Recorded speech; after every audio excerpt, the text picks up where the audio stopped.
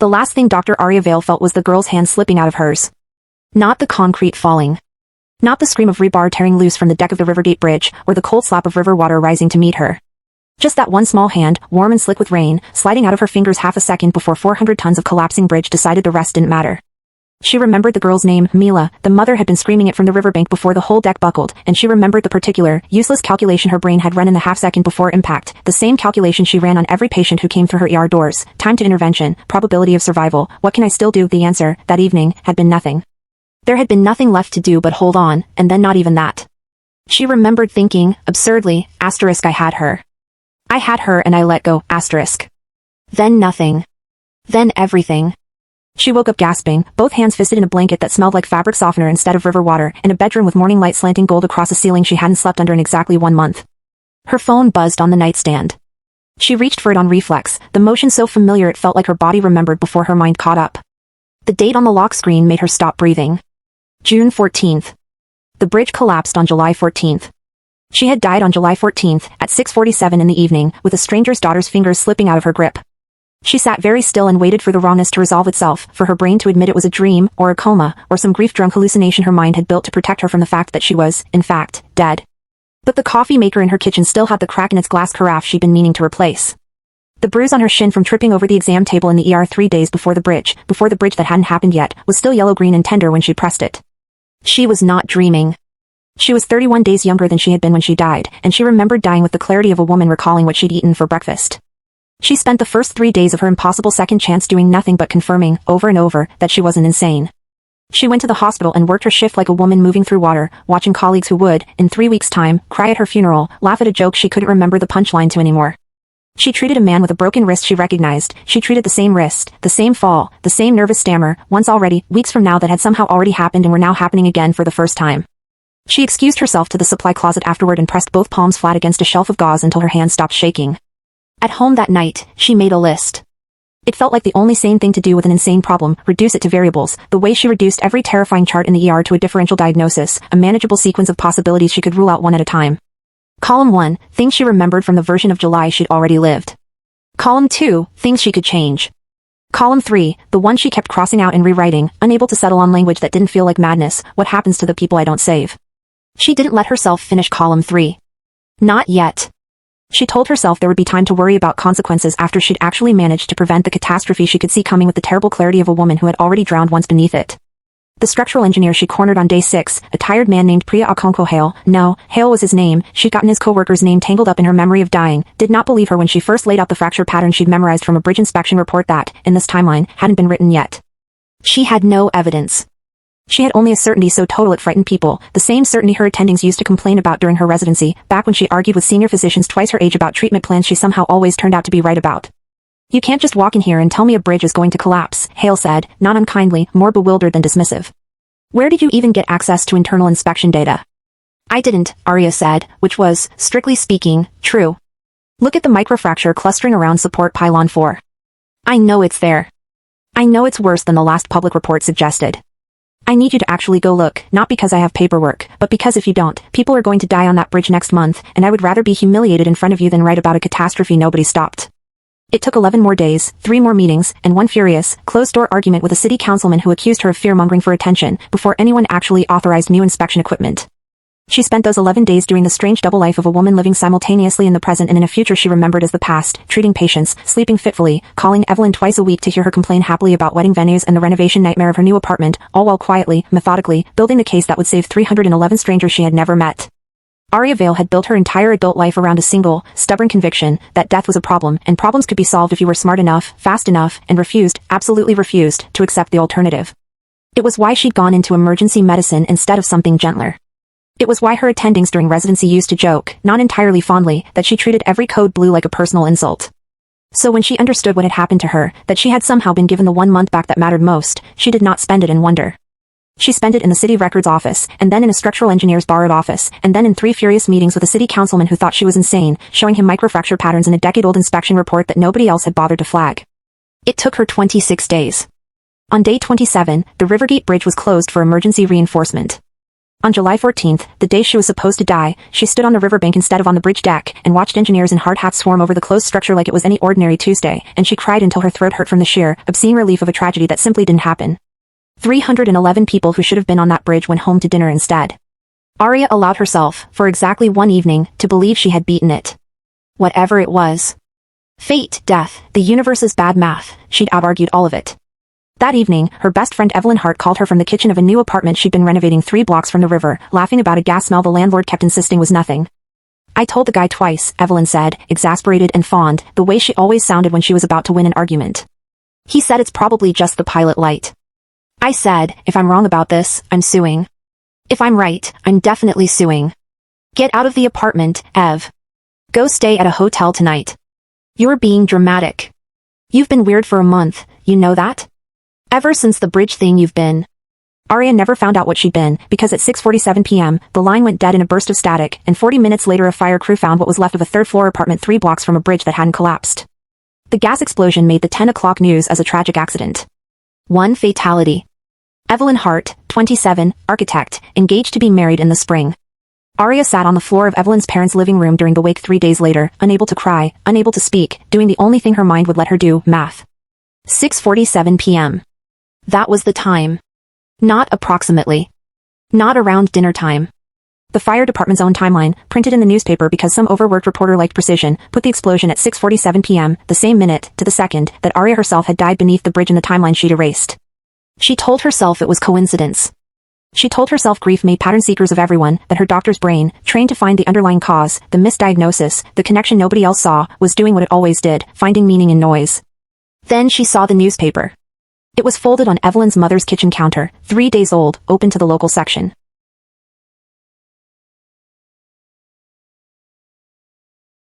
He found, instead, only the same variable he'd been quietly tracking for 3 years, that somewhere in the city, roughly 9 hours earlier, 6 people who should have died in a highway pileup had gone home instead, alive and oblivious, thanks to an anonymous tip about a leaking truck.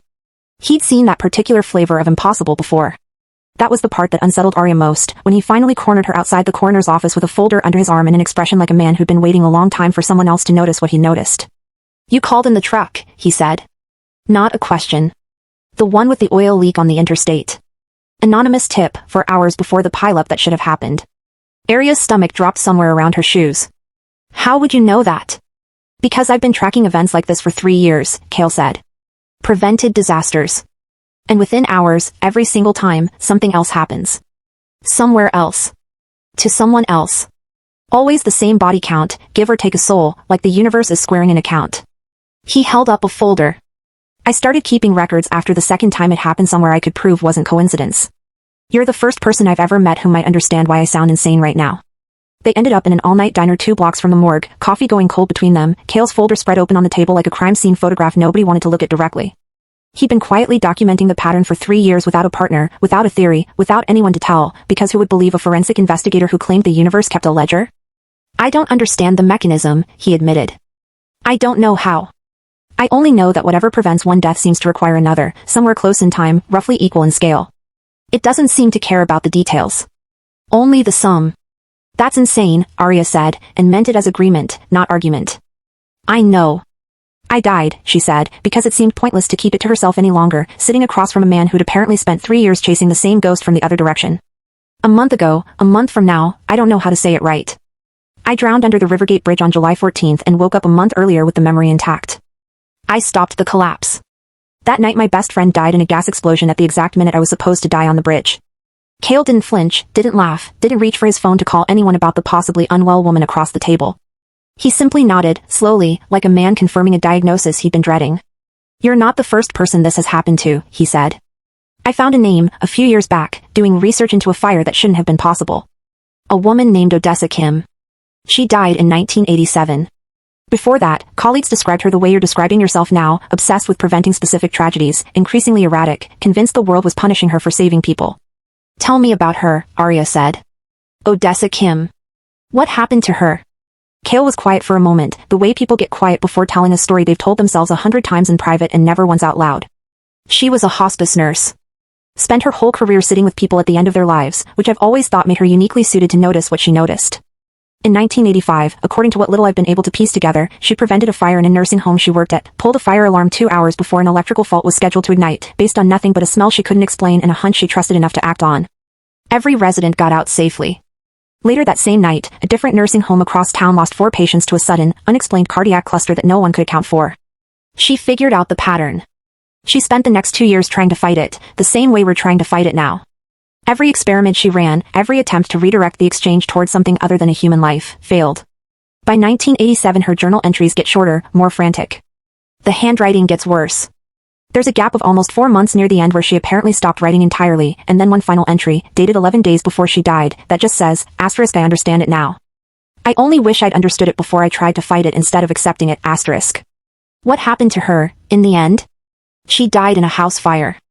Her own house. No survivors, no explanation, ruled accidental. I've always wondered if it was the ledger finally collecting a debt she'd been dodging for 2 years, or if she simply gave up trying to survive it and let it take her instead, so it would stop taking other people in her place. Kale's voice had gone very quiet. I think about that a lot. Whether there's a version of this where the only way to actually stop the exchange is to become the exchange yourself. He reached into his folder and produced a photocopy, edges soft with handling, of a journal page in looping, urgent handwriting. History does not erase death. It only changes its address, *. Aria read it twice. Something about seeing someone else's handwriting, someone else's terror, laid out in ink instead of just living inside her own skull, made the whole impossible truth of it undeniably real in a way that 3 weeks of secretly grieving hadn't managed. She kept records, Kale said. Detailed ones, near the end. I've only got fragments, most of the journal was lost in a house fire in the 90s, which, given everything, might not be a coincidence either. But there's enough to know she figured out what you and I are only just starting to understand. She wasn't the first person to fight this either. She just might be the only proof we have that someone tried. Aria turned the photocopy over, half expecting more, and found the back of the page nearly blank except for one final line, written smaller, shakier, like whoever wrote it had been running out of time, or paper, or hope. Never save someone you love. She thought about Evelyn's laugh on the phone. About the 11-year-old fracture in a retaining wall that had waited patiently for its appointment. About a truck she'd stopped in a school bus depot she hadn't thought to warn, because she hadn't known, because you can't save what you don't know is coming. If that's true, she said quietly, then I already broke the rule. I just didn't know I was breaking it. Kale didn't answer. He didn't need to. The diner's neon sign buzzed outside the window, and somewhere in the city, Aria was fairly certain, the ledger was already deciding what came next. They stayed at that diner until the sun came up, less because either of them had more to say and more because neither wanted to be the one who returned alone to a life that suddenly looked entirely different than it had the day before. Kale told her, somewhere around 4 in the morning, about the first time he noticed the pattern, a house fire he'd investigated as a junior forensic tech 8 years ago, a family of 4 who by all rights should have died in their sleep from faulty wiring, save only because a neighbor's dog had barked at exactly the right moment to wake the father. 2 nights later, a different house, 3 streets over, burned to the studs with an elderly couple inside who had no working smoke detector and no barking dog and no reason at all to have died except that, apparently, someone needed to.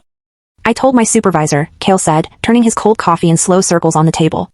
He told me correlation isn't causation, and to stop looking for patterns in tragedy, because tragedy doesn't need a pattern to be tragic. He wasn't wrong, exactly. He just wasn't right either. I stopped telling people after that. Started just writing it down. For myself. 8 years, Aria said. That's a long time to carry something like this alone. It's a long time to carry anything alone, Kale said, and something in the way he said it made her suspect he wasn't only talking about the ledger. She learned, over the following days, that Kale Mercer had built his entire life around the particular discipline of paying close attention to things other people preferred not to look at. He'd gone into forensics, he told her once, because his younger sister had died of a heart condition doctors had missed for years, dismissed as anxiety, as growing pains, as a teenage girl being dramatic, and he had spent the years since unable to stop himself from double-checking, cross-referencing, refusing to accept the first explanation anyone offered him for anything. It made him good at his job. It also, Aria suspected, made him lonely in a very specific, very familiar way, the same loneliness she recognized in the mirror every time she caught herself running numbers on a tragedy nobody else believed was mathematical. They fell into an uneasy, careful partnership after that first night. Not friendship yet, not anything either of them was willing to name, but something adjacent to both, built on the rare, precious relief of no longer being the only person in the world who believed what they believed. Kale began sharing his 3 years of records with her in full. Aria began sharing everything she remembered from the timeline she'd already lived once, cataloging disasters and near disasters with the same clinical thoroughness she brought to a differential diagnosis, building, piece by piece, a map of the exact shape of the thing that was hunting them both. They should have stopped after the school bus depot.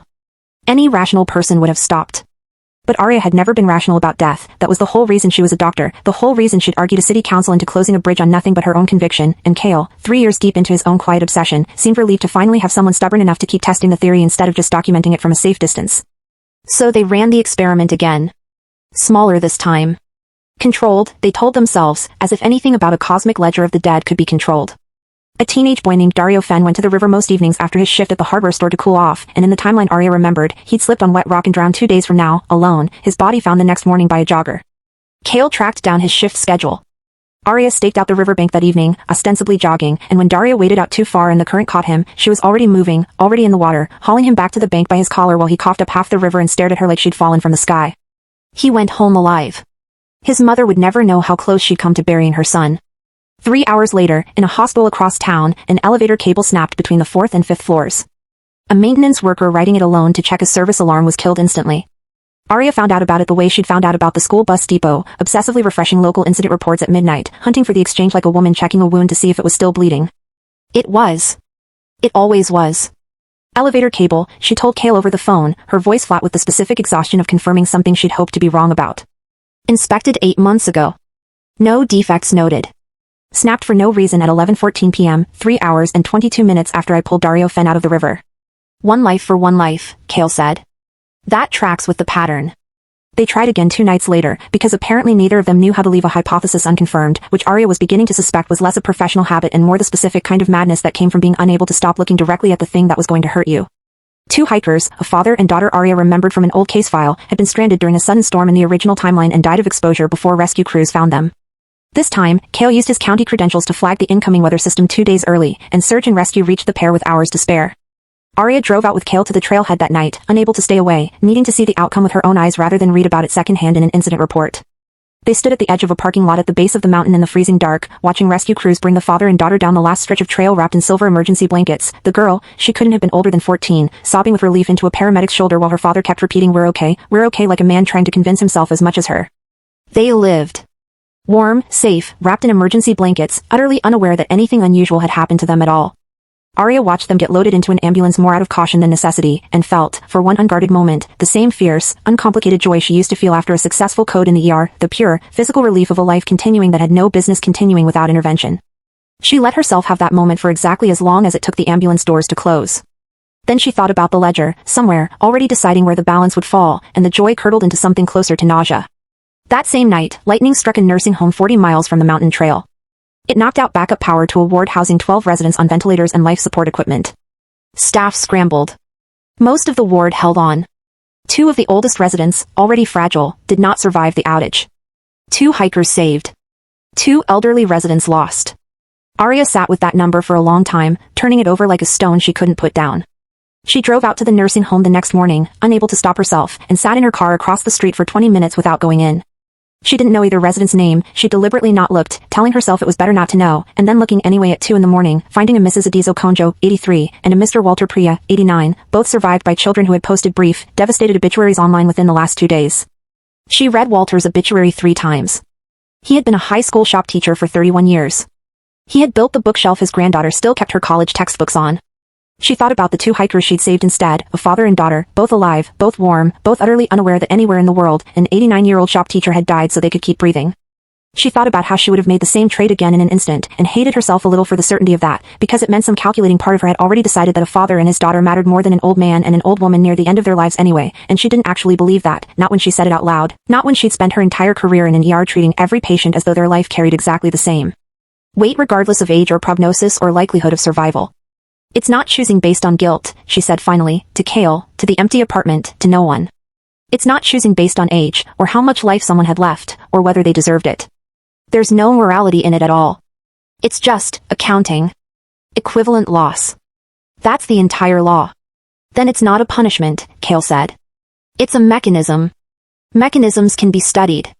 Mechanisms can be exploited, Aria said, before she could stop herself, and hated the word the second it left her mouth, because it was exactly the word she needed and exactly the word she never wanted to be capable of thinking. It was 2 days after the nursing home that Nolan Cross found her. She'd heard the name before, vaguely, the way you hear the names of people wealthy enough to have wings of hospitals named after them. Cross Regional Medical Center. The Cross Family Foundation for Structural Safety, ironically enough, which had quietly funded half the bridge inspection equipment the city eventually used on her recommendation. She'd assumed, when she saw his name on the funding request, that he was simply a generous man with an unusual interest in infrastructure. She'd noticed the car first, a dark sedan parked across from her building for 2 evenings running, idling long enough that she'd almost called it in before she talked herself out of it, telling herself grief and impossible cosmic ledgers had made her paranoid about things that were probably nothing. On the third evening, the car was gone, and a man was standing on the sidewalk instead, waiting with the unhurried patience of someone who had never once needed to worry about being kept waiting. He approached her outside her apartment building on a Tuesday evening, dressed like a man who had never once in his life worried about being underdressed for an occasion, and he did not bother with pleasantries. "You've been busy," he said. "The bridge. The highway. The boy at the river. The hikers on the mountain. I have to say, Dr. Vale, you're either the luckiest woman in the city, or you figured out something that took my family 4 generations to understand."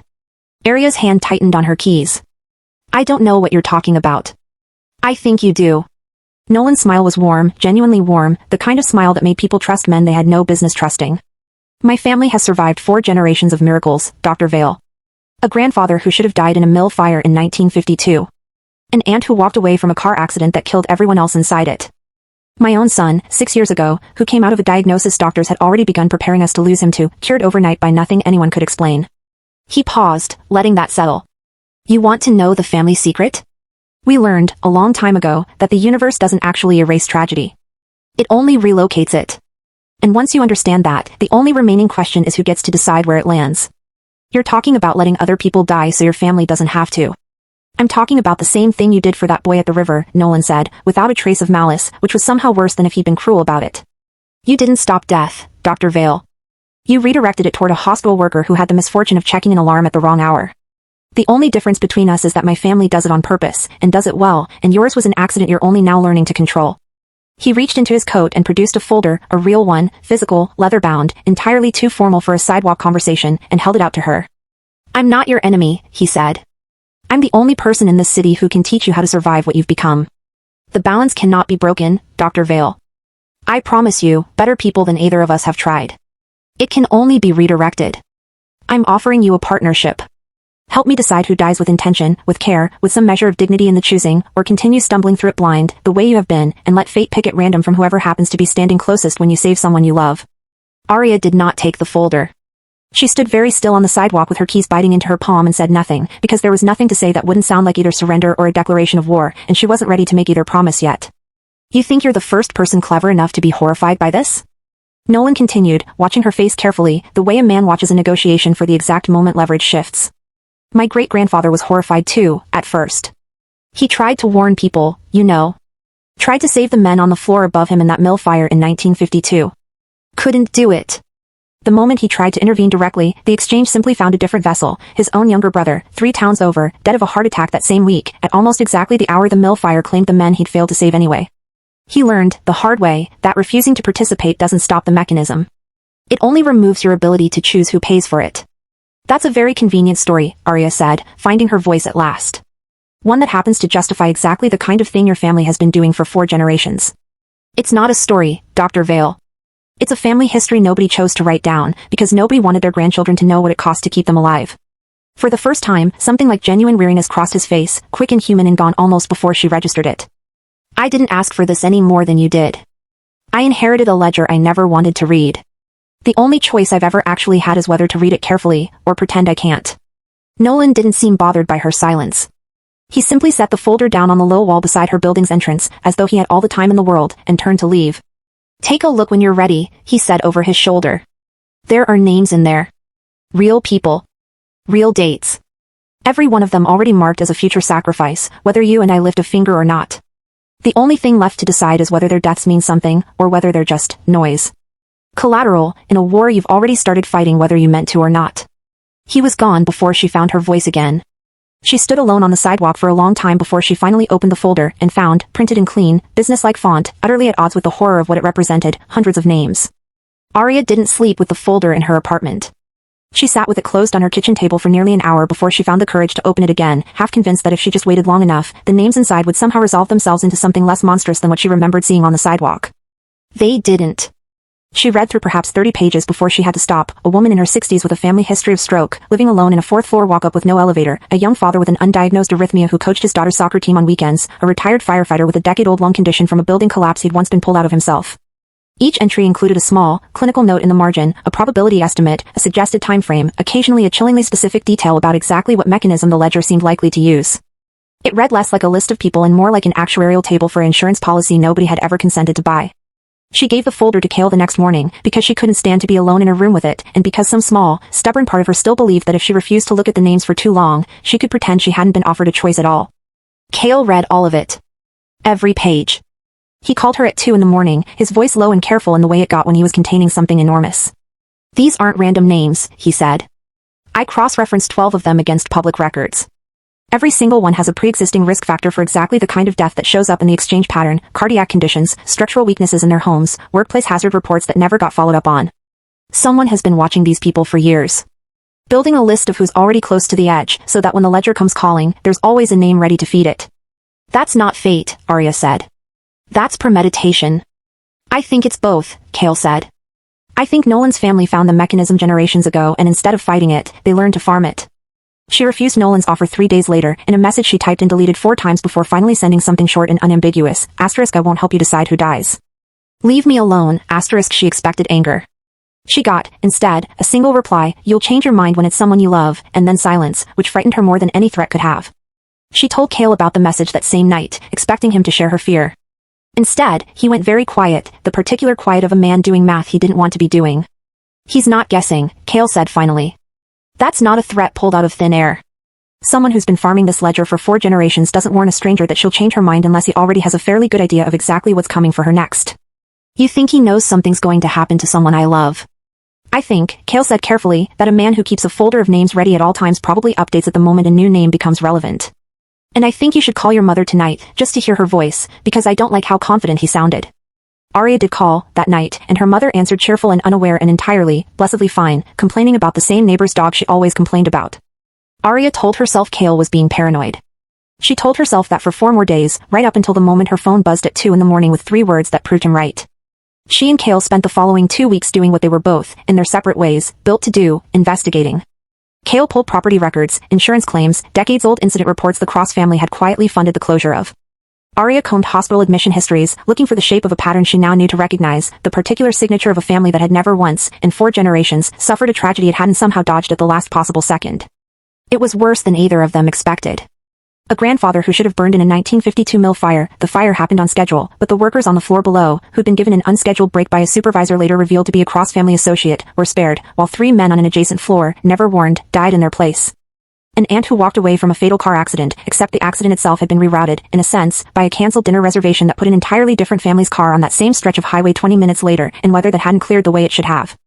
Nolan's own son, cured overnight of a terminal diagnosis 6 years ago, the same week, 40 miles away, a hospice ward lost 3 residents. To a respiratory outbreak that came from nowhere and vanished just as fast, once the ledger's books were balanced. The Cross family had never once caused a single disaster.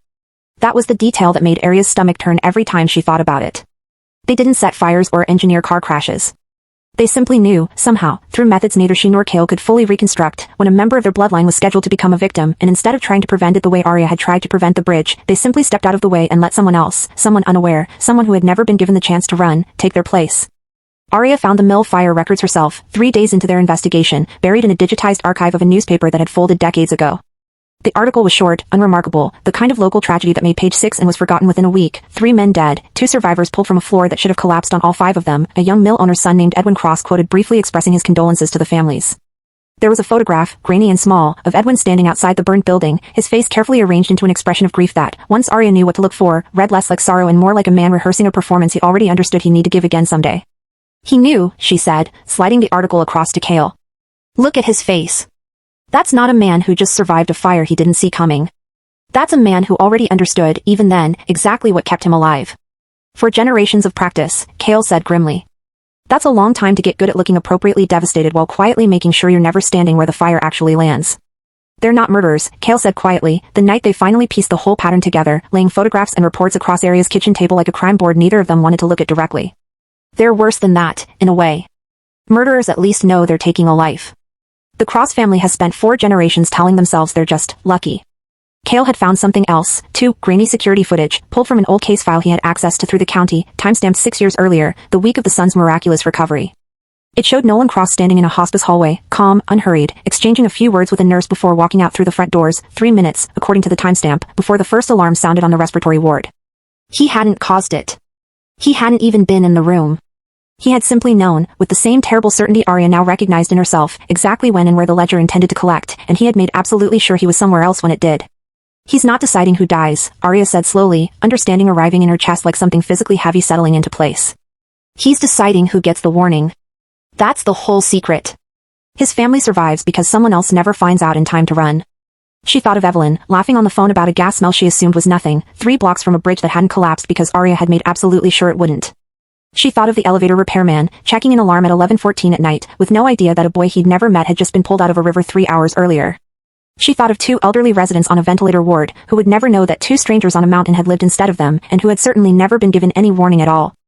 I've been doing the same thing he does, she said, and the words came out of her like something confessed rather than spoken. I just didn't know I was doing it on purpose. Every person I saved without ever knowing whose name got crossed off instead. Nolan at least looks at the list. I didn't even give them that much. There's something else, Cale said quietly, sliding one more photograph across the table, an old newspaper clipping, yellowed at the edges, showing a much younger Nolan Cross at what looked like a hospital gala, his arm around a boy of maybe 9 or 10. This is his son. 6 years ago, right before the diagnosis reversed itself overnight. I dug up the hospice records from that same week, the ones that don't officially exist anymore because the facility closed 2 years later, underfunded, understaffed, nobody left to ask questions about why they suddenly lost 3 residents to a respiratory outbreak that never got properly investigated. Aria studied the photograph, the easy, unguarded joy on young Nolan's face, a father who clearly loved his son the way any father would, and felt something twist uncomfortably in her chest, not sympathy, exactly, but something adjacent to it, the specific discomfort of understanding a monster's motivations well enough to recognize a piece of yourself in them. I keep waiting to feel like he's simply evil, she admitted. It would be so much easier if he were. But he loves his son the same way I loved Evelyn. The same way I love my mother.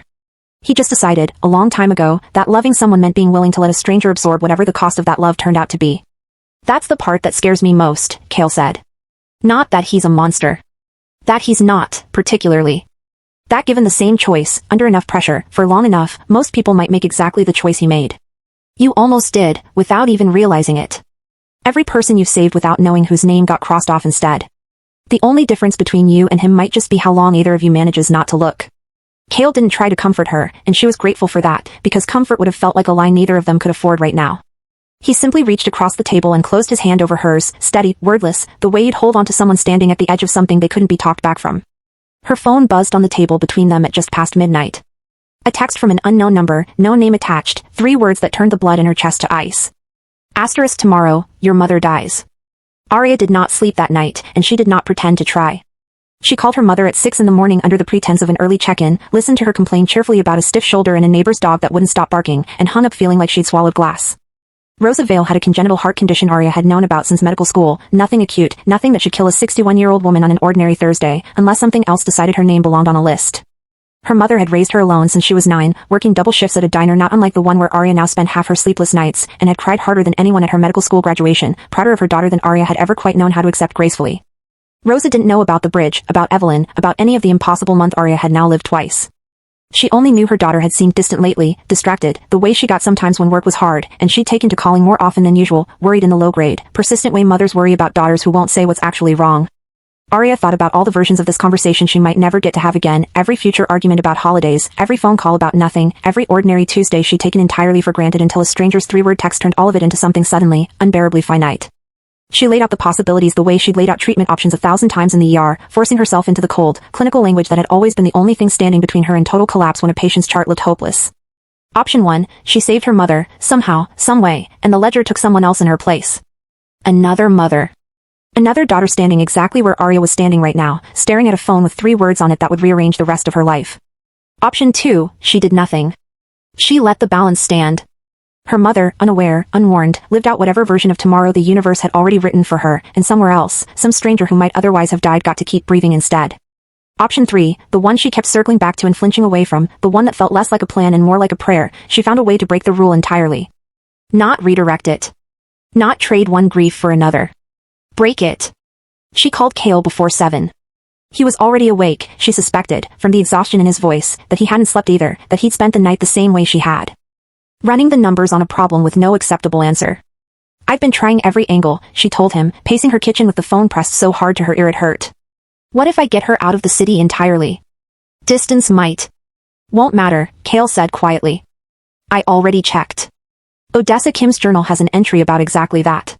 She tried moving a nephew across 3 state lines once, convinced geography could outrun it.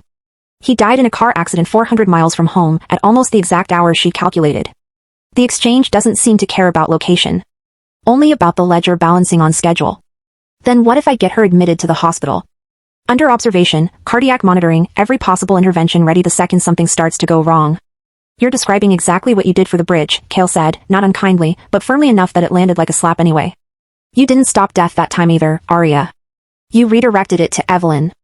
I think if you save your mother the same way, head-on, intervention against a specific mechanism, the ledger just picks a different mechanism, a different victim, and we're back exactly where we started. Someone dies either way. The question is whether we can find a version of someone that isn't a person at all. Aria stopped pacing. What do you mean, not a person? Cale was quiet for a long moment, and when he spoke again, his voice had the particular carefulness of a man laying out a theory he wasn't fully sure of yet, testing each word before he committed to it. I went back through every fragment of Odessa's journal one more time last night. There's a section near the end, barely legible, water damage, half the page gone, where she describes an experiment she never got to finish. She'd started to wonder if the ledger was tracking something more specific than just death. She used a word I hadn't seen anywhere else in her writing. Irreversible loss, not a life, specifically. A loss that can't be undone. What if death is just the most common form the ledger accepts, because it's the easiest, the most final, but not the only currency it takes? You're saying I could pay it with something else. I'm saying maybe nobody's ever actually tried. They spent the morning testing the theory in miniature, in ways too small to risk anyone's life, the same careful, methodical approach Aria used when trialing a new treatment protocol before ever bringing it near a patient. Cale found an old parking ticket he'd never paid, sitting in collections for 3 years, threatening a fine that would have devastated his modest county salary, an old, ordinary, unglamorous kind of loss, small enough to test safely. He paid it off in full that morning, along with a voluntary donation to the county fund it should have gone to years ago, closing the debt permanently, irreversibly, with no possibility of reopening it. Nothing happened. No lights flickered. No strange silence fell over the city. It was such a small loss, Cale reasoned afterward, that the ledger likely hadn't even registered it as currency worth noticing, a theory that gave them both a grim kind of relief, because it suggested the mechanism had some sense of proportion, some rough accounting of scale that meant Aria wouldn't need to burn her whole life down over every minor disaster the two of them managed to prevent. It has to match the size of what we're trying to save, Aria said, thinking out loud, pacing her kitchen in slow circles. A parking ticket doesn't come close to balancing a human life. But something that costs everything I've built my identity around, a career, a reputation, the entire shape of who I understand myself to be, that might actually be close enough in magnitude to satisfy it. You don't know that for certain. No, Aria admitted. But I know my mother is going to die tomorrow if I don't try something, and I'd rather gamble on a theory with no proof than do nothing and watch it happen anyway. They spent the rest of the day designing what Aria would later think of, with a kind of grim gallows humor she'd never expected to develop, as the strangest clinical trial of her life. If the ledger only cared about magnitude, about the size and permanence of the loss, not specifically about a heartbeat stopping, then perhaps it could be satisfied by something equally total, equally irreversible, as long as it cost her enough. She thought about what she actually had to lose. Not money, money could be rebuilt. Not a relationship, as devastating as that would be, it wasn't strictly irreversible in the way death was. She thought, finally, about the thing she had built her entire identity around since she was 22 years old and had first walked into an emergency room and known, with total certainty, that this was who she was going to be for the rest of her life. Her medical license. Her career. The identity of Dr. Aria Vale, the woman who saved people, the only version of herself she had ever really known how to be.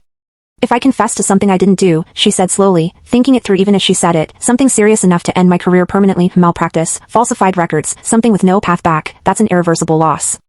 Total. No redirect available, because there's no one else it could land on. It's mine and only mine. Cale's silence on the other end of the phone was heavy with everything he wasn't saying, that he didn't want her to do this, that he could see exactly what it would cost her, that he understood, better than almost anyone alive, what it meant to watch someone deliberately set fire to the identity they'd spent their whole life building. It might not work, he said finally. It might not, Aria agreed. But it's the only version of losing something where nobody else has to pay for it. She spent the morning drafting a written confession to a fabrication she invented from whole cloth, a claim that she'd falsified inspection data on the Rivergate Bridge report, that her closure recommendation had been based on manipulated evidence rather than genuine structural analysis, a lie specifically engineered to be unforgivable, career-ending, and entirely her own to bear. She chose that particular lie deliberately, because it would poison the one thing she had ever been most proud of, not just her license, but the actual, specific act of saving 311 people from the bridge. If the confession held, history would remember her not as the doctor who'd prevented a catastrophe, but as the reckless fraud who'd gotten lucky while faking her credentials. It would cost her everything she had built her identity on, retroactively, permanently, with no way to ever take it back. Her hand shook so badly signing the document that the notary asked, gently, if she wanted a moment. She didn't take one. She was afraid that if she stopped moving even for a second, she'd lose whatever thin, desperate courage was currently holding her upright. By early afternoon, with Kale beside her, not to stop her, only to make sure she wasn't alone when she did it, she walked into the district attorney's office and asked to speak to someone about a crime she hadn't committed. The confession took 40 minutes to file. By the time she stepped back out onto the courthouse steps, her hands were shaking, her career effectively over the moment the paperwork cleared, her name about to become a cautionary tale in every hospital break room in the city. It was 5:58 p.m. Her mother, according to the message, according to whatever schedule the universe had written her into, was due to die within the hour. She stood on the courthouse steps with Kale beside her and watched the clock on her phone climb toward 6:50. At 6:47 p.m., the same minute, always the same minute, as if the ledger kept a preferred hour for its business, her phone rang. It was her mother, calling to complain, entirely alive and entirely unaware, about the neighbor's dog again. Aria sat down hard on the courthouse steps, laughing and crying in the same breath, the sound coming out of her half hysterical with relief. Her mother lived. For the first time since she'd woken up a month in the past with a dead girl's fingerprint still warm on her palm, the ledger had been paid, and paid in full, without a single drop of blood. The relief lasted exactly as long as it took the sky to change. It happened all at once, every streetlight on the block flickering out and back on in perfect unison, every phone in every pocket within 100 feet going dark and then lighting up again with no explanation, the courthouse clock tower's hands freezing mid-swing at 6:47 before jerking forward again a full 10 seconds later, as though something enormous had briefly held its breath. Kale grabbed her arm, and she realized, distantly, that neither of them had actually spoken, the silence between them had simply arrived, thick and total, the ordinary noise of the city swallowed whole. A voice reached them that came from nowhere and everywhere, quiet, almost gentle, and entirely unmistakable in its meaning. You found the loophole. But every loophole has a price. The lights came back on a heartbeat later. The street noise returned. A bus rattled past 2 blocks away, utterly ordinary, as though the world had simply forgotten to keep pretending for one impossible half-second before remembering itself. Aria sat frozen on the courthouse steps with her mother's voice still warm in her ear from the phone call, understanding, the way you understand a diagnosis the moment you see it, before you've even finished reading the chart, that she had just won something no one had ever won before. And that the bill for it hadn't been sent yet. The voice did not speak again that night, or the next, or for the 11 days that followed, 11 days in which Aria lived under formal investigation for a crime she'd invented, stripped of her hospital privileges, her name already a whisper in every department she'd once walked through with her head held high. Colleagues she'd trained beside for years looked away from her in hallways. A junior resident she'd mentored sent her a single, devastated text asking if it was true, and Aria, unable to explain the actual truth to anyone, simply replied that it was, and let the lie stand between them like a wall she'd built with her own hands. She bore it without regret, because her mother called her every single one of those 11 days to complain about something small and alive and ordinary, a neighbor's dog, a stiff shoulder, a recipe that hadn't turned out right, and each time the phone rang Aria felt the specific, aching gratitude of a woman who had bought something priceless with a currency she'd never known she had. She never told Rosa what almost happened. She never told her that an entire career, an entire identity, an entire hard-won sense of self had been quietly, deliberately burned to the ground on a Thursday afternoon so that an ordinary phone call about a barking dog could keep happening at all. She spent those 11 days learning what it felt like to be, for the first time in her adult life, professionally worthless in the eyes of everyone who'd once respected her, and finding, to her own quiet surprise, that she didn't actually regret the trade. She had spent her whole career believing that saving lives was the single most important thing a person could do with their existence. She hadn't understood, until now, that sometimes the more important thing was simply refusing to let someone else pay for what you weren't willing to pay yourself. It was Kale who finally understood what the voice had meant, piecing it together the way he pieced together everything, patiently, methodically, refusing to look away from the parts that hurt. I don't think the ledger has ever actually required death, he told her, the two of them back at the same all-night diner where this had all truly begun, coffee cups long gone cold between them again. I think humanity assumed it did, because death is the most obvious kind of loss, the easiest one to notice, the one every generation before us reached for first without ever questioning whether there was another currency it would accept. Odessa Kim came close to figuring it out and ran out of time. The Cross family found the mechanism generations ago and built an empire on the laziest possible interpretation of it, that other people's lives were the cheapest, easiest thing to spend. You're the first person who ever tried spending something else instead. That doesn't mean it's over, Aria said. No, Kale agreed. It means Nolan Cross is about to have a very bad week, once he finds out his family's entire foundation was built on a mistake nobody bothered to question for 4 generations. They went to him together, not to accuse him, though God knew there was plenty to accuse him of, but because Aria had learned, over the last month of dying and dying again in every sense but the literal one, that the only way to actually end something this large was to make sure everyone standing inside it understood the rules had changed. Nolan did not take it well. He met them in the same calm, unhurried manner he'd used on the sidewalk outside her apartment, but something underneath it had gone brittle, the way old varnish cracks under enough pressure. You're telling me, he said, that 4 generations of careful, deliberate survival, my grandfather, my aunt, my son, was unnecessary. That we could have simply paid with something else. All this time. You could have, Aria said. You chose the version that cost the least effort and the most blood, because it was easier to let a stranger die than to risk anything of your own. You don't understand what you're threatening to unravel, Nolan said, and for the first time since she'd met him, his voice lost its warmth entirely. My family didn't build an empire on luck, Dr. Vale. We built it on the certainty that the ledger could be managed, predicted, controlled. If what you're saying is true, if there was always another way, then every death my family allowed was a choice, and I am not prepared to spend the rest of my life understanding myself as the kind of man who made that choice for no reason at all. You already are that man, Kale said quietly. It was the first time he'd spoken since they'd arrived, and something in his flat, exhausted certainty seemed to land harder than any accusation Aria could have made. You've been that man since the day you walked out of that hospice hallway 3 minutes before the alarm sounded. The only thing that's changed is that now you know you didn't have to be. Nolan's composure cracked, just slightly, just for a moment, a flash of something raw and frightened underneath the practiced calm, gone again almost as soon as it appeared. My son is alive because of what my family understood, he said. I will not apologize for that. Not to you, not to anyone, not even to whatever ledger you seem to think is keeping score. If there was another way, then it was hidden from us for 4 generations, and I refuse to spend what's left of my life drowning in guilt over an answer nobody gave us the chance to find. Then find it now, Aria said. Before you do something that can't be undone. He moved fast, after that, in the way people do when the only alternative to action is finally sitting still with the truth. Kale's contacts inside the county flagged unusual financial activity within days, permits quietly filed for demolition work on an old textile mill the Cross family had owned for generations, the same mill where Nolan's grandfather had once walked away from a fire that killed 3 men on the floor above instead. Nolan intended, they realized with growing horror, to engineer one final catastrophe on a scale large enough to guarantee his family's safety for generations to come, a single, enormous, deliberate sacrifice that would balance the ledger so thoroughly that no Cross descendant would ever need to fear it again. He's not trying to redirect a debt anymore, Kale said, staring at the permit paperwork spread across his kitchen table at 2 in the morning, his voice tight with something close to panic, a rare enough sound from him that it frightened Aria more than the plan itself. He's trying to pay off the entire family's future in one transaction. Every Cross descendant, every generation, all at once. That's not one victim. That building has a night maintenance crew of 6 people, and if he's engineered this the way I think he has, he'll make sure none of them get warned in time to leave. Then we don't let him finish the transaction, Aria said, already reaching for her coat. They drove through empty streets at 3 in the morning with the specific, focused terror of people who understood exactly what losing this particular argument would cost, and cost people who had never asked to be anywhere near it. Aria called the county's emergency line from the car, identifying herself with a title she no longer technically held, using every ounce of clinical authority she had left in her voice to convince an overnight dispatcher that 6 lives were in immediate danger inside a building scheduled for legal demolition, a call that should never have worked, that only worked at all because the dispatcher, mercifully, decided to err toward caution rather than procedure.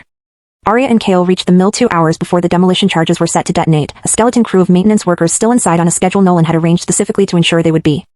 It took every ounce of authority Kale still had left with the county, and every ounce of desperate, reckless persuasion Aria had left in her, to get the building evacuated and the charges disarmed before the ledger could collect what Nolan intended to offer it. She would remember, for the rest of whatever life she had left, the specific relief of watching 6 exhausted, bewildered maintenance workers file out of that building at 4 in the morning, none of them ever fully understanding how close they'd come, or why a disgraced doctor and a county forensic investigator had been the one screaming at security to let them out. They stopped him, but stopping him meant something. Had to be paid regardless, and this time, there was no confession left for Aria to spend, no career left to sacrifice, no clean, contained currency of loss that belonged only to her and touched no one else. Except one. She understood it the way she'd understood everything in this impossible month, not through evidence, but through the same bone-deep certainty that had once told her, standing beneath a bridge that hadn't yet collapsed, that she was the only person in the city who knew what was coming. The ledger wanted an irreversible loss, equal to the scale of what she and Kale had just prevented. And there was only one thing left inside her large enough, permanent enough, entirely her own.